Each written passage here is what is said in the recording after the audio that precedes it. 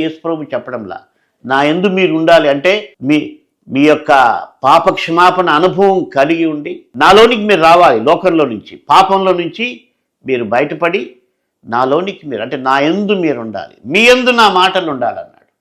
చాలామంది యేసుని నమ్ముకున్నారు, కానీ అయితే యేసయ్య మాటల్ని వాళ్ళ హృదయాల్లో పెట్టుకోవట్లేదు.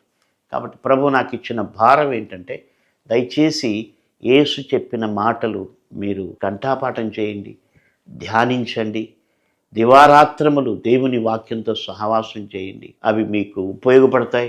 కొన్నిసార్లు మీరు బస్ స్టాండ్లో వెయిట్ చేస్తుంటారు, రైల్వే స్టేషన్లో వెయిట్ చేస్తుంటారు, ఏదో ఆఫీస్కి వెళ్తారు, గంట సేపు ఆఫీసర్ రాడు.